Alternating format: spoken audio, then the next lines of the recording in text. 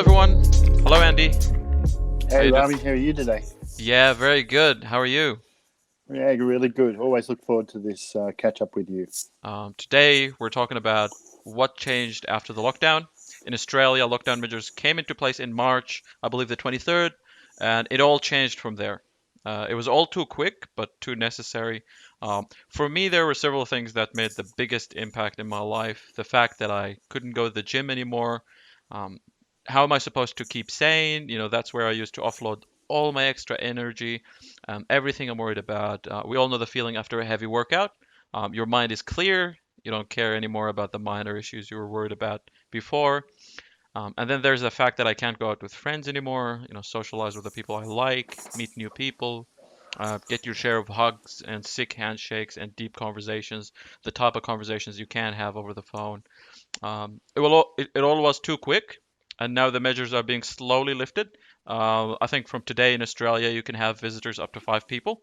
And now again, after we've adapted to the new lifestyle, we must go back to an adjusted reality, adjusted from our lifestyle before the pandemic. So, how did that impact you at the beginning as someone from a different generation and with a family?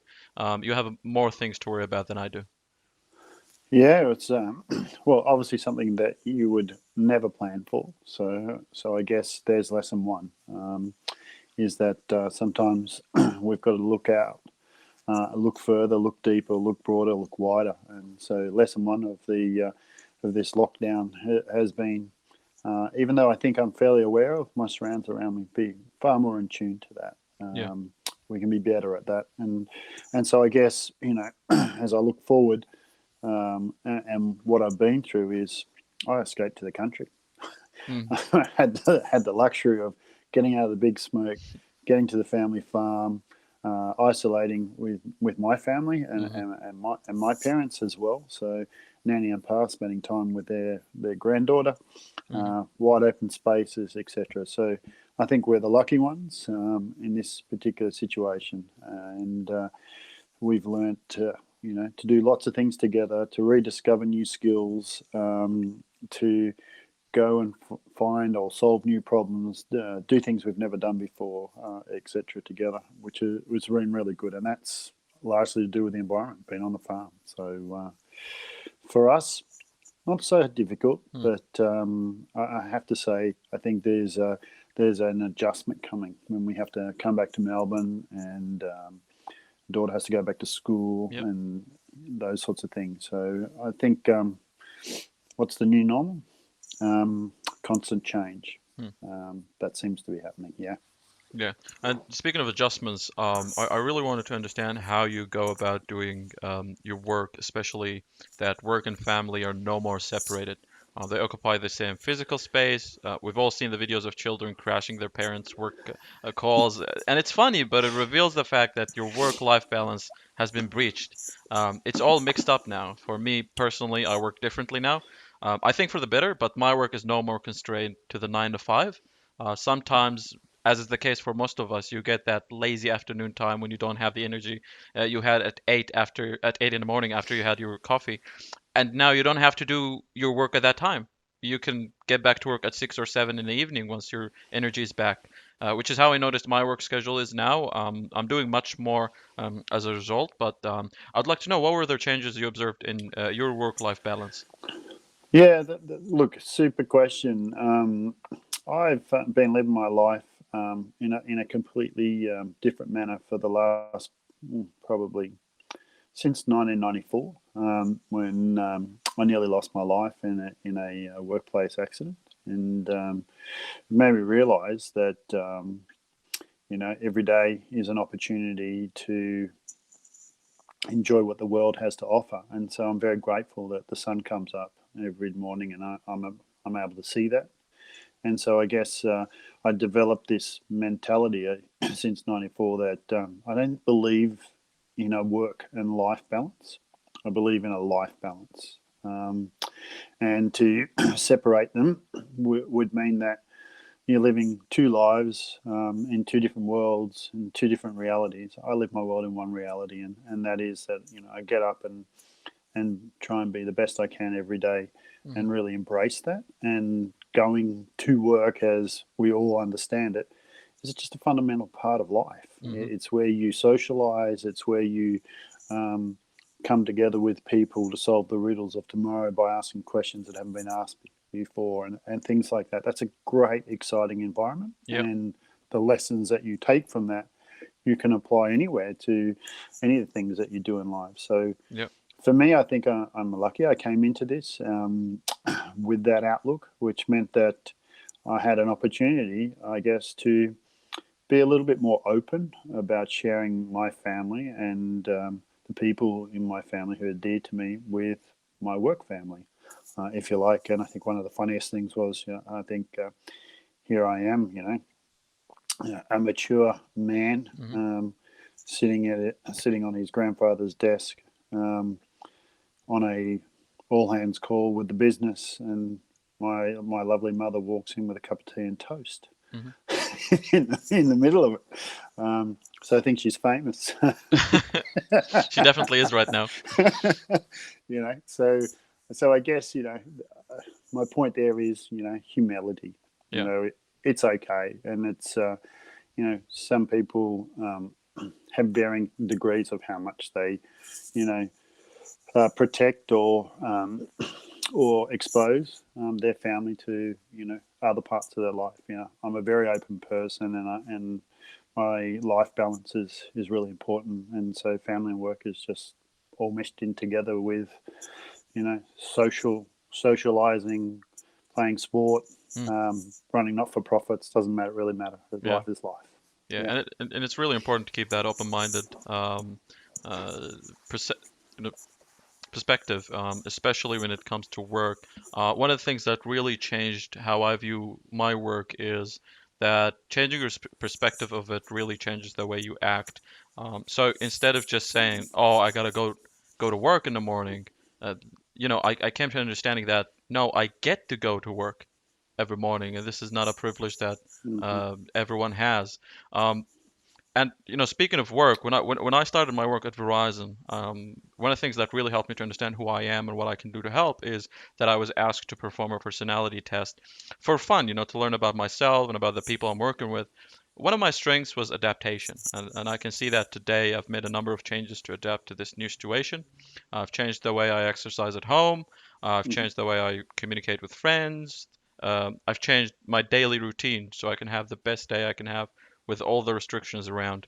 What are some of the activities that you introduced to your life that made the biggest impact while in lockdown? Oh, look, Robbie, it can't be all about me. I mean, you talk about what have you changed? What have you changed? How have you changed how you Sure. communicate? That's really Okay. interesting. All right. I'll What start. what have you done? Yeah. So I think one of the most important things is exercise for me. And now I've been given the opportunity to participate in the push-up challenge. I'm doing it as part of my work at Verizon as well. So we have a team over there, and the aim of the challenge is to raise awareness and raise funds about mental health. Um, they're doing 3,046 push-ups in 3 weeks, which is a great exercise, and it's something that helps you push beyond your limit. And the number 3,046 actually has significance. It comes from the number of people we lost in 2018 to suicide, and Wow. all donations go to Headspace, um, which is a let me see, national youth mental health organization. So that's one of the things that I had to introduce into my life just to keep fit. My communication with my friends is mostly right now using Google Duo, which is it's free. You can have video calls with your friends anytime you want. Um, I do more gaming with them whenever we're free. Playing collaborative video games with friends really bonds the relationship as you have to cooperate to achieve whatever tasks is there. Um, and with that, come back to you. What have you introduced into your life? Just Well, to adapt. well, the push up challenge is something that we're doing together, Oh and yeah. I have to admit that's a good thing. And so from a physical activity point of view, Hmm. doing challenges is pretty normal. So just doing a challenge this way and being able to share your progress and bring awareness to such a great cause, and particularly in these difficult times. Yeah. Mental well-being and mental health is absolutely critical. And so I guess around that, I would say the push-up challenge is great. It forces us as a team to connect every day, check in, and see how we're going. Yep. And at the same time, advertise that we're doing this and try and get people to support us, etc. So besides being a really good physical exercise, it's a really good Mm. socialization tool as well. So, for me though, how's my life actually changed? It's probably changed for the better. As I said, I'm a bit privileged being up on the farm. There's no Oh question yeah. about that. So Hmm. I've had to start doing farm chores again, chopping firewood and doing chores and things like that every single day. And I'm really enjoying it. I have to admit it's something I enjoyed through my youth, and it's great to get back to doing that. And that sense of being close to nature is a great feeling. So for me, that's what it's been. And I guess the biggest challenge this has presented for me is being a very outward person Yeah. who's spontaneous. Mm. I've missed that ability to have like a tactile type um, collaboration or ideation with somebody, to be able to lean over the desk and say, Yeah. hey, what do you think about this idea? Let's jump in a room and whiteboard this out, or Mm. something. So I'm learning to adapt and change to that. Order the trusty whiteboard, make lots of notes when we're calls and those sorts of things. So but definitely that's a challenge. And I guess it's forcing me to make calls to many people to pressure test ideas and things like that. Yeah. So that's not such a bad thing, but yeah, that's what I'm doing. It did really help us understand the value of the things we took for granted. I never knew how Mm. much I liked just, a walk in a park or just the company of my friends until, you lose it all very quickly. Um, and we've been in this situation for several weeks. We can now understand the pros and cons of working from home. Um, how do you think this is going to change your work schedule once the lockdown measures are lifted? Are you going to work from home more or less? I think we'll definitely work from home more. I think we'll be Hmm. able to find a better balance Yep. around how we actually spend our time. There's no question that it feels like we are spending more time focused and doing work as Yeah. part of our Yeah. as part of my life balance, our life balance. And so I think it's really important that as we start to go back to being able to go to the office and get together in those work environments, resetting what that balance looks like will be important. So that's a constant challenge. I would think that I think that I could get I've learned I can get a lot done in isolation as well. So Hmm. I think that will be part of the working environment going forward. I'd expect more people to do that. Yeah. And I guess it's you would say that the continuity of how we get the job done is going to become critical. Hmm. And so I think if I look at what's happened through all of this, um, I'm really proud of our nation, our global society, how Hmm. we've embraced isolating for the sake and well-being of those who are vulnerable. Sure. Obviously, the elderly most susceptible to get this terrible disease and Yeah. those sorts of things, and we've taken on massive debt and huge economic burden, but at Hmm. the same time, we've been able to rediscover our partner, rediscover our families, Yeah. understand what we really value in life. It's Hmm. been a really good reset like that, I think, which is important. And we've become really resourceful. So, if you think about all the people that are working in offices and traveling in every single day, losing hours every day going Absolutely. in and out Yeah. of work, Hmm. the question I have is, do we need to ever do that again? Yeah.